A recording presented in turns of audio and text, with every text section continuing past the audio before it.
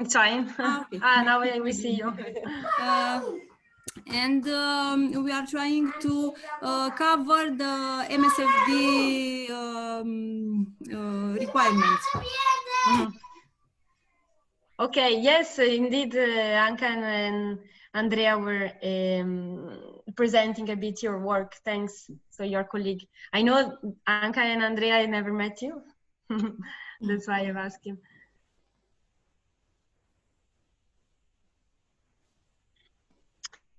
So just to say that this Angelica webinar is the expert on marine litter. That's cool. That's good. The webinar will be recorded if for you is okay. We did not record yet, so don't worry. We're starting now to record, so if it's okay, because the idea is that to have this available later for whoever wants to watch it or was not able to come now. So if it's okay for you, we're gonna record. It's okay. Cool. Should we start, Marga, since it's 11:06? Yeah. Yep. Yeah. So this webinar we will have 1 hour and 50 minutes more or less, or 1 hour now that we are a bit late. So well, you know me, Reed, some of you know me. I'm Margherita. I work for Euroocean, and here we have Mariana from Leonardo, who is the coordinator of AQUA-LIT project. Euroocean is a partner. So just a little bit introduction of what to expect from this presentation. We are going to introduce a little bit the projects and main results, and then we are going to illustrate you the toolbox, the big result that we have. Now we just launched this repository of measure, solution, and recommendation for a better management of marine litter from the aquaculture sectors. So we will also introduce some of the solutions that we have co-created, co-designed with stakeholders around Europe. So let's start just with an introduction of AQUA-LIT. So, oh, sorry. Can you? I cannot change the slide. Okay. So why AQUA-LIT? As references in the FAO technical paper of 2017, there are so far now no global estimates of the amount of plastic waste generated by the fishery and aquaculture sector, and the aquaculture sector is actually growing exponentially. It's predicted to rise by 40% by 2030. So why AQUA-LIT? AQUA-LIT is a project, EU-funded project by a program ESME EMFF, and has the aim to increase the understanding, awareness, and availability of solutions that tackle marine littering from the aquaculture sector. So then the decrease of aquaculture production doesn't imply an increased marine litter. So in few words, the production is increasing, the sector is growing, and we don't want the pollution also to grow, but we want actually to be reduced. So we think that AQUA-LIT now is really important in this phase where when the aquaculture sector is growing, so to just find solution and prevention of marine litter. Who is involved in the project? We are 7 partners from all over Europe, from Hungary, Portugal, Belgium, Germany, and Spain, France, and the Azores, which is part of Portugal. We have focused on 3 areas in Europe: the Mediterranean Sea, since it's very important regarding the aquaculture sector.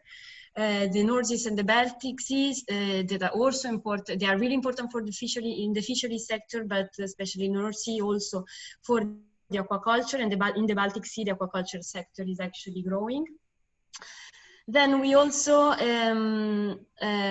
during our transferability process, which is also this webinar aim, we are trying to make aware and also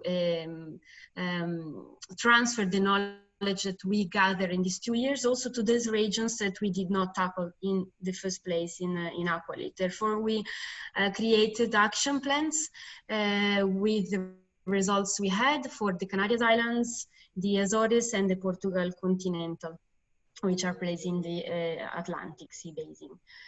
A little bit of the methodology, we have started with literature research and stakeholder identifications. Then we organize learning labs, so this workshop with aquaculture stakeholders in the 3 sea basins. We then gather all the results and solution into this marine litter toolbox we are going to introduce you to later on. And then we finally start the transferability AQUALIT process of AQUALIT results and the draft of the AQUALIT exploitation plan, because we want our results and our toolbox to be alive also after the end of AQUALIT. A little bit about the main results. We have created the database of aquaculture items found on beaches and on the seafloor in the European Sea Basin. This is the first database with all the litter, together with this explanation and materials and pictures of all the items coming from the aquaculture sector. And then with data collected, we also create sea basin maps with geographic imposition of aquaculture facilities and also quantitative data of aquaculture related litter in order to give an indication of the source of this marine litter in the different sea basin in Europe, which can be a useful tool for especially policymakers and also for the stakeholders to understand where potentially the litter comes from. So this is how the marine litter inventory looks like. It's a catalog with pictures, material, the type, the use. And you can assess it via our toolbox in our website, but also as a catalog, but also as a database that can be downloaded from our website. Then we have created maps. And I say we had carried out some literature research. We use data from OSPAR and marine litter, but also from a project that has worked with marine litter so far, and institutions like Legambiente that provide us data on monitoring. And with this data, we have created maps with the amount of marine litter found in the beach, European beach and seafloor. So in general, as we just general points to highlight, in the North Sea, for example, the 80% of the data points come from the British coast. So in the British coast, the 80% of the litter comes from the British coastline. 44% of this location have a percentage of aquaculture related debris higher than 10%. Especially in Scotland, Shetland and Orkney Islands, we have found quite a lot amount of marine litter. As well as in France, in Denmark and in Belgium, we have found quite a significant amount of marine litter coming from the aquaculture sector, while in the Baltic we found less, also because there are less aquaculture production going on. And this means also that litter coming from the North Sea does not really flow into the Baltic so far. We had also data from the seabed surveys, only from the Adriatic, and we found out that in general, on an average, 14% of the items found in the seafloor comes from the aquaculture sector, on an average, of course. And in terms of type of items, you can see from this map that the most item found is the bivalve net or bag. So we have found a lot of nets, especially on the seafloor, especially in the Mediterranean and in the Adriatic, as you can see now The red bars means the amount of the bivalve net or bag found in the beach and the seafloor monitoring.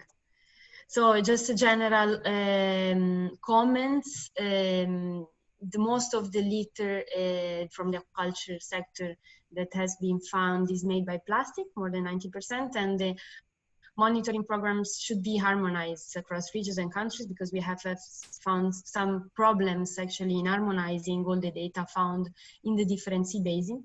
And then also it's important to highlight that the maps show a lot of data gaps in the different European sea basins. We had data from, a lot of data from one country, less from the others, and also location. We don't have like homogenic amount of data from all the European sea basins. Then we also gathered all the policy tools and measures that have been already implemented on a global, regional, European, and national scale. And you can find like a report on all of that in our website. It's a deliverable. Then, as I said, we carried on learning labs, which were workshops where we invited stakeholders from the whole aquaculture chain sector, and we carried on this on the Mediterranean, North Sea, and Baltic Sea. So we have carried 3 workshops. We have identified barriers together with them. Barriers. Sorry, are you hearing the link from Teams? Yes. Yeah, I will try to switch. I will try to switch when Mariana will speak. So we have identified barriers together with the stakeholders, barriers to a good handle and management of marine litter coming from the aquaculture sector. And then we have found a co-create solution together with them on a governmental innovation, on awareness point of view. And this solution, some of the solutions have been already implemented some of the sea basins. So we also considered them good or best practices. We then carried on interviews with other stakeholders that did not attend to the learning labs, because the learning labs were physical before the COVID situation, of course. And now here you can see how many stakeholders we interviewed and from where they come from. For example, we interviewed aquaculture farmers, academic research group, NGOs. So this is an overview of all the stakeholders involved in our engagement process. And then with all the results that we gathered in our first phase of the project, we managed to create this toolbox that Mariana will introduce you now. This is a big repository addressing 3 phases to tackle marine litter, which is the prevention and reduction, monitoring, quantification, and removal and recycle. So now I give the floor to Mariana to start to introduce you the toolbox. Can you stop sharing so then I can share the toolbox? Before we were explaining with the first 2 webinars, we were showing the presentation. But now, since we released the toolbox, I'm going to give you a virtual tour. Can you see it there? Yeah. Yeah, perfect. Okay, so this is the main outcome of the project. We have different sections to explore. I'm going to explain to you each of them. There is a link to the app because we have a simplified version of this toolbox available for, unfortunately, now just for iOS devices. So here, solutions and measures. Here is the this is the compilation of ideas and methodologies and so on that we came up with from literature and our work with the stakeholders, as Marga said. And we have 4 entry points to access this information, because maybe I'm from the Mediterranean and I'm just interested in checking what's available for the Mediterranean. Or maybe I'm, I don't know, a shellfish farmer and I just, want to know the solutions that, that are available for me. So, or maybe I just want prevention and reduction, and then all of these will filter into the type of measures, because all the measures we have available, we have 4 categories. So like knowledge, solutions, and measures, or legislation, responsibility, and support.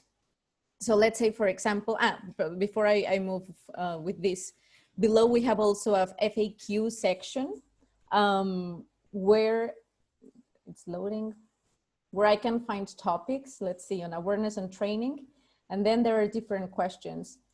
And then for one question, you know, we can have one or more solutions, and then this will take it. So this is like maybe a fast way as well to check what I'm looking for, or you have a browser and maybe I'm interested, okay, marine literature, maybe it's too obvious, but let's say monitoring. So that I can look, and then I have 20 results for monitoring. I can look directly here, what's available. So for example, if I move here, then it's gonna appear the knowledge measure, marine debris management. This is the solution to assess the success rates of DSR monitoring systems have to be installed. It tells me the type of, it's relevant for which type of aquaculture, for what type of sea basin, and for what stage, for prevention and reduction, for monitoring and quantification, or for removal and recycling. So again, let's say if I enter through a sea basin, let's say the Mediterranean, then I'm gonna have the 4 stages that I'm interested in, maybe knowledge, let's say. And then we have another categorization. For example, data quantification and marine debris, materials and design, research and innovation, marine debris management. So let's say marine debris management, just as an example. Then we have 4 solutions that are related to marine debris management that are relevant for the Mediterranean specifically. So then we click any, and then we might have a photo, and then again, the information, I mean, the solution. And also the related barrier found to this. And if there is a good practice, then the good practice that is related to this, like Margarita mentioned, there are some of the solutions that have been already implemented by the stakeholders we work with, or by we found in the literature and so on. But if the data is not available, and someone, I'm a user, I enter and I say like, oh, I know someone who's actually doing this, I can click here on submit info. And then this is gonna take me to the section where I can submit information to feed the toolbox. Okay, so that was solutions and measures. Then we have port facilities. In port facilities, what we wanted to do is to bring information on what ports have some facilities available to receive certain type of litter. So for example, if I go to Italy, I have all these ports. I'm just going to choose one randomly. So what type of waste do they receive? Okay, in this case, nets and waste from fishing activities. Is there a fee? We didn't find information. But like there are others that have links or more information available. And we tried to compile as much as we could. So for example, where can I find more information? Collection point, blah, blah, blah. So I invite you then later with time to explore each of these sections. And then this is also a big part of the work carried out, actually by Margarita in this case. We have a compilation of funding opportunities. So we also thought like, okay, we're bringing solutions, we're making information available, but then maybe, you know, people don't know how to create or like how to get money to implement a marine litter related project. So then we have a compilation of funding opportunities at an European level from national programs, transnational programs, and grants at the investors. So once you click in one of these, you could filter the information that is, so it's easier to find. And then you will have the whole database with like the name, the mechanism, what type of funding it is, the geographical scope, who's the target, you know, maybe it's just for startups or maybe it's for everyone, or you can find all this information here. And then the focus. So then navigate through this. It has a lot of information here. Then back on the toolbox, so we check these first 3. Then we have the action plans and policy recommendations. we will explain this later in the presentation, but based on this, we also created a full report, which is this one on the left. We identified 58 policy recommendations that could help improve marine management in the aquaculture sector in general. And we made a summarized version, which is this one here, with all the recommendations and I mean the main ones, and then a link to the full report. Then here we're gonna put the action plans that Margarita mentioned for the outermost regions, which is the solutions and ideas and etc. that we found relevant for these other regions. Because at the end, even though we worked with the Mediterranean, North and Baltic Sea, we also found that many had certain problems in common and solutions that could be applied to all regions. So based on the context of the Canary Islands, Azores and Portugal, then we're gonna create these action plans. Then we have the marine litter inventory, which Margarita explained. Just to make sure, every time I change the tab, you can also see that, right? Okay, good. So here's the downloadable inventory, which is the one Margarita already showed. It's very visually appealing and very pretty and very easy to follow. But we also have the online version.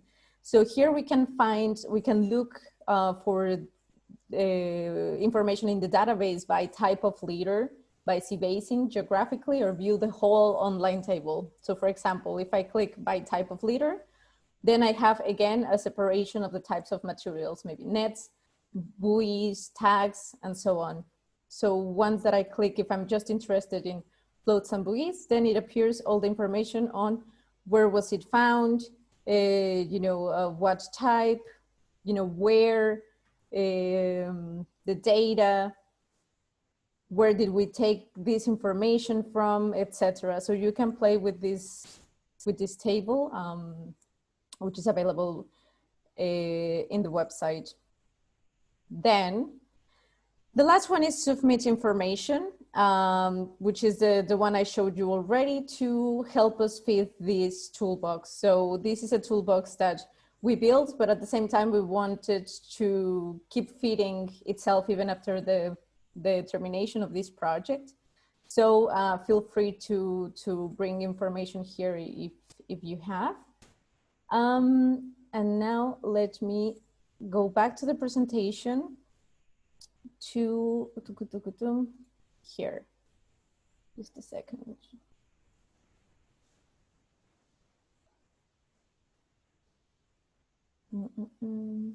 Okay.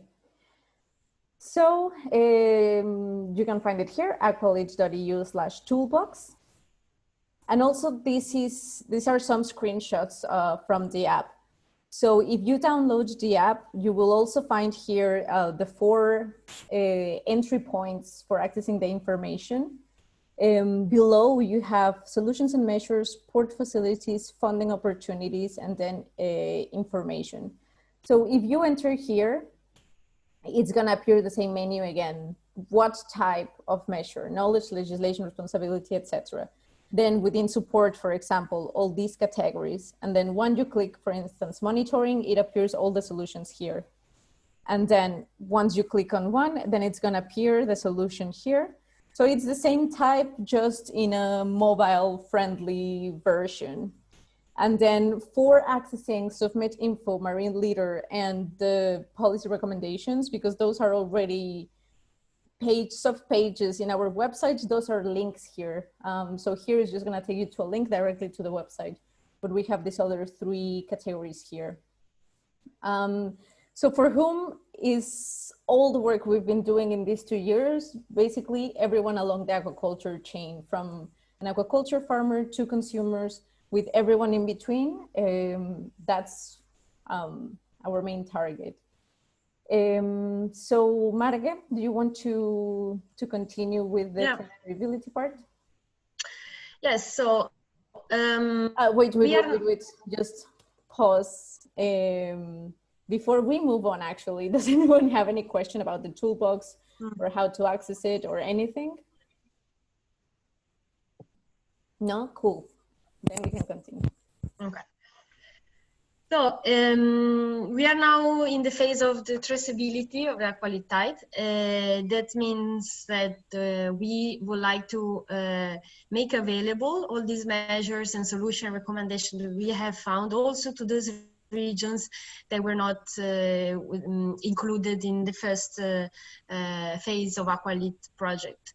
That's why, as I said before, during the learning labs, we have found some barriers together with the stakeholders, and these barriers were specific of each sea basin, because of course the conditions are really different, the type of aquaculture is different, but we have found also some barriers that actually are common in all the sea basin. So we thought important to highlight them today, since we also have people from other sea basin that they can also see that if these barriers are also occurring in their sea basin. So next. Oh. Yeah, okay. So on a general term, these barriers that we have identified are related to finfish aquaculture. Of course, weather condition, adverse weather conditions are one of the biggest cause of lost small or even big items in the aquaculture. One specification, AQUA-LIT focuses a lot on offshore and marine and coastal aquaculture, not inland so far, so that's why weather condition is really important and one of the biggest cause, of course. Then biofueling species increase the fragility of the materials and equipment, and this is also a problem, and there are going on a lot of research on trying to find solution on that. We found out that there are no direct incentives for aquaculture farmers to return items or any kind of litter found at sea, as it's also happening with fishermen. Then we found also some lack of efficient system in handling and reusing or cycling used equipment. So all this is on a general level. Of course, in some places and some sea basins this actually works well, but we found out in many places there is not a really efficient way of dismantling used equipment or even reusing. Circular schemes based on recycling items is also so far not really economically valuable, because actually recycled nets, for example, are nowadays much more expensive than new ones. So it's not really appealing for farmers to use recycled ones instead of new ones. Then aquaculture tools also are made from different types of material, which makes the recycling process even more difficult and expensive. Related to shellfish aquaculture, we found out that, as I say, mussel nets that are called socks, where mussel grows, actually are easily broken, and we have found a lot, for example, in the Adriatic Sea, we have found a lot in the seafloor.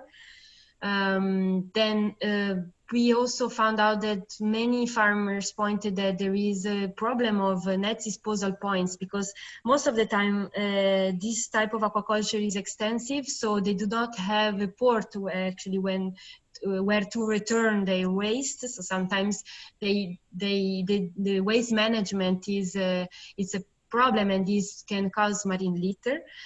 Then we found out there is not sufficient knowledge about sustainable alternative for shellfish aquaculture. For example, different type of materials, for example, these socks that are made by nylon, so it's plastic. So there is not a lot. They've been studying about the other types of bio-based materials, but so far there is not a lot of knowledge about it in general in Europe.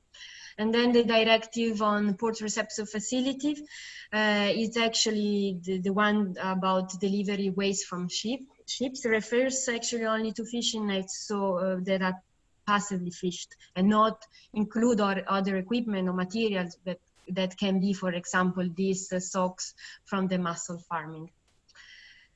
About seaweed, we have found that many of the equipment design are not always adapted to offshore environments and storms, because many times seaweed is done in offshore facilities. Then the facilities of seaweed are usually staying all year round in the sea, and this make them really fragile.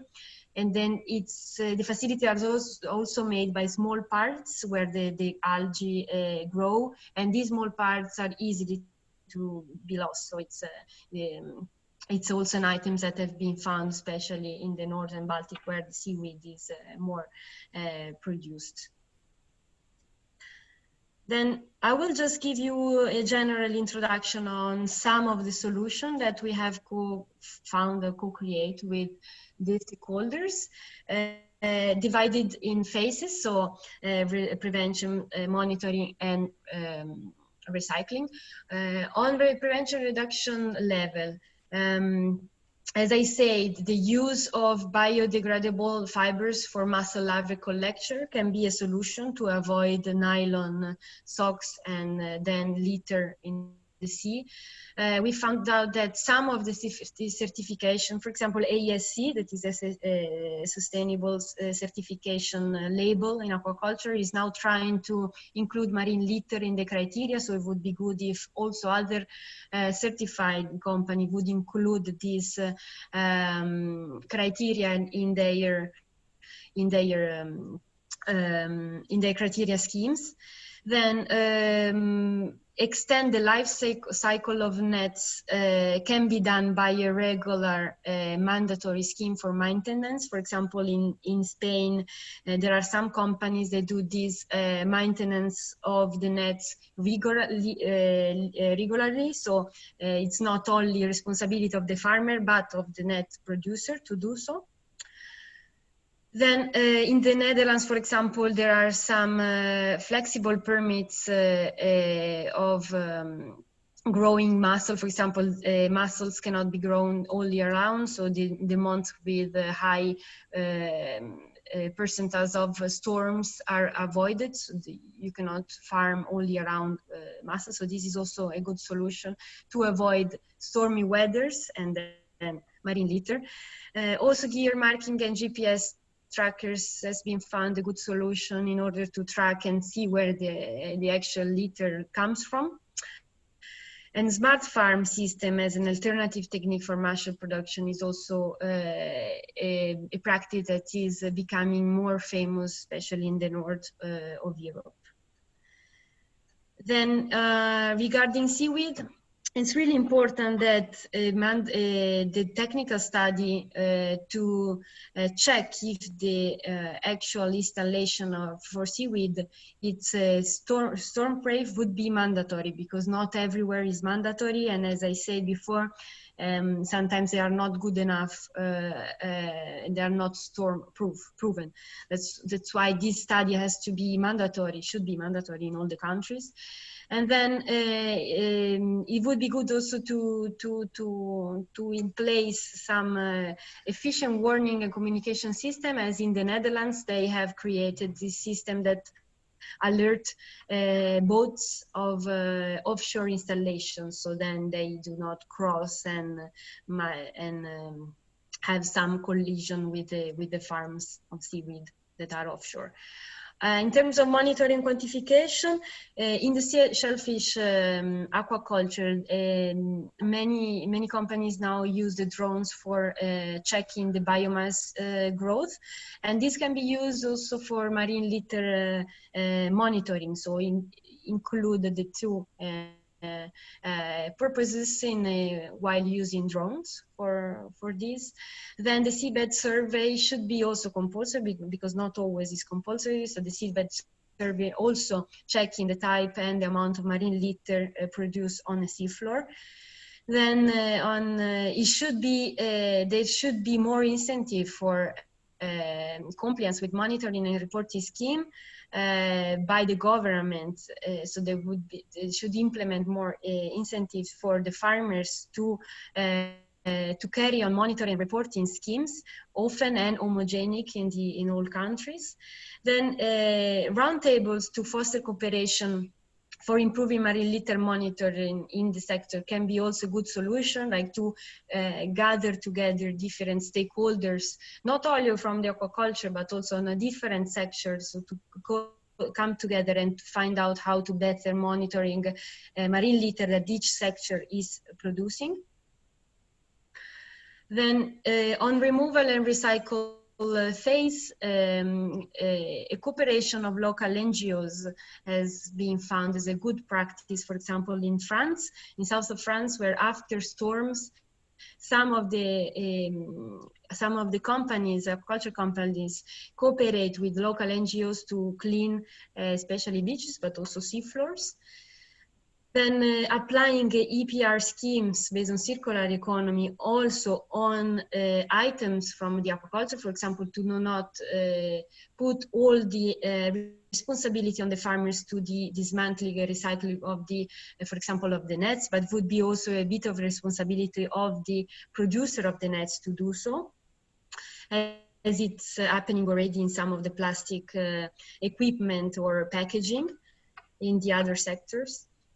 Then one of the problems we encounter is also sometimes that the dismantling of the facilities is not carried out in a proper way. So some things remain, some installation remains at sea, and this cannot happen. That's why then in the Netherlands, they invent this eco-anchor for seaweed. Is actually an anchor that is used for growing seaweed, but can be left there in the sea because is not harmful for nature and is actually a place where a new ecosystem can grow. Then some companies start to use environmentally friendly boxes instead of polystyrene boxes for the carrying of different products. And actually these polystyrene boxes have been found a lot, for example, in south of Portugal, stranded on the beach. So it's actually a big problem. Then the fishing for litter scams there are also proved to be actually important and efficient. And this implies incentivize fishermen and also aquaculture to bring back litter found at sea in the port and not having to pay taxes for them. Then also including beach cleanups as part of corporate social responsibility in company. That is already happening in the Baltic Sea, for example, where some companies are involving families of the staff to some beach cleanup practices. And this is also good because they can include that in the corporate social responsibility programs. And then to keep an eye and to collaborate with these new companies that are trying to recycle nylon from the nets and ropes to reconvert this nylon into new filament that can be used in other materials such socks or such carpets. And these are some, for example, AQUA-LIT, it's one of the company that is doing so. So partnership with this company would also decrease the amount of litter and waste produced. Yeah, so now I pass the floor again to Mariana that will introduce you to the recommendation that we have developed. Great, thanks Marge. So I showed you this in the toolbox, which is the summarized version of our recommendations for policymakers to contribute to a more healthy and sustainable ocean, to help really implement more marine litter related policies that can help prevent and reduce the problem. So I'm just gonna quickly show you the main recommendations we have. And again, the extensive version can also be checked there in our website. But for example, in terms of financial support, there is needed more incentives for the development and implementation of sustainable, innovative design of materials. This really can be a changing point if in the market, there are available more sustainable and easy to access financially speaking solutions. The same goes for waste collection services and recycling initiatives. In terms of monitoring, to develop guidelines for monitoring programs based on the life cycle analysis of the material. So really understand what the materials function and what's the life cycle they have. So then it could be easy to monitor how they behave, let's say, and then implement solutions based on that. Support waste management. If the ports, for example, would have waste collection points for different types of aquaculture gear, it would be easy to then later take that material and recycle it or reuse it, transform it, to get like upcycling it even, just to extend the life of each of these materials. So this is very important. There you go. Increase the communication on good practices, environmental awareness, and cleanup initiatives. So also support for more collaborative approaches to the problem. It's also part of it. This is actually one of the measures, let's say, that people support more easily because it's more easy to implement than the others, but that doesn't mean it's not still important to keep boosting this. In terms of licensing, include information on quality standards of the material, have technical studies on this, waste management plans, and in general, include all this. So if I want to have a farm, then okay, I need to, make sure that I am checking all the boxes, in terms of waste management. So in terms of licensing, we need to include more standards that we need to comply with to be able to have a farm, for example. Regulations create specific European sectoral single-use plastics and extend their producer responsibility for fisheries and aquaculture. So this is also something very important. We have single-use plastic regulations, but this could be extended a bit more. We have other materials that are not included there, maybe that should be, and that could be replaced with other type of more biodegradable or sustainable materials. So if we would have regulations on this, it would be easier for the market to develop more of these alternative materials. Responsibility. Identify the role and responsibility of all the stakeholders involved in the waste management process, and financial incentives to companies with good waste management. So on one hand, we're giving support to those who are being responsible, and on the other, we're leaving the roles clear of who needs to do what and how we can improve in general this waste management. So then we know that, we're not throwing the ball on whose blame it is, but actually we have clear each role and responsibility in the sector. And harmonization, harmonized certification systems, including waste management plans. So if there would be a strong label, let's say, that means, good marine litter management, this would be easier than having some here and there. So harmonization of certification systems can really have an impact, positive impact on marine waste management. In knowledge, increase knowledge related to aquaculture debris. I mean, always fisheries and aquaculture are put together in the same box, and not necessarily they share the same type of problems. Many they are together, but not all. So increase the knowledge of what's specific to aquaculture, and to improve and increase the current marine debris data quantification and methodologies. So there is a need of having more information, and we know this because we obtain information mainly from 3 databases and then small stakeholders, but there is really a need of knowing more about the marine debris created and put there on the ocean. There's still very little.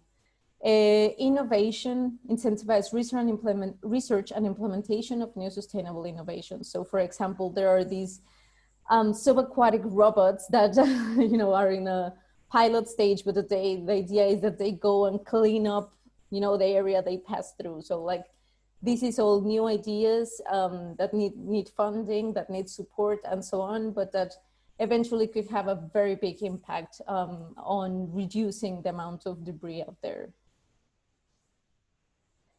Yeah, so for more, you can find many more sources and much more information and more details on everything that we presented in our website. So if you haven't checked it out, you can check it out now. We have also published now all the deliverables we've created. We have uploaded more videos. We update regularly the news. So I invite you to check our website. And probably you already follow some of these social media channels, but we have Instagram, Facebook, Twitter, LinkedIn, being Instagram and Twitter the most active ones.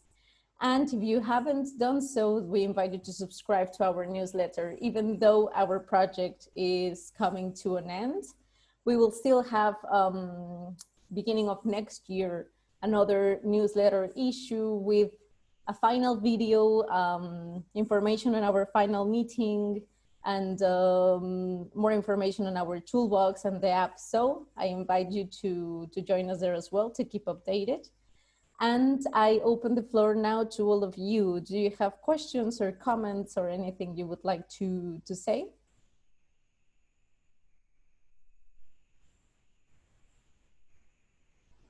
No, if not, then I thank you very, very much for joining us today. I hope you found this information useful.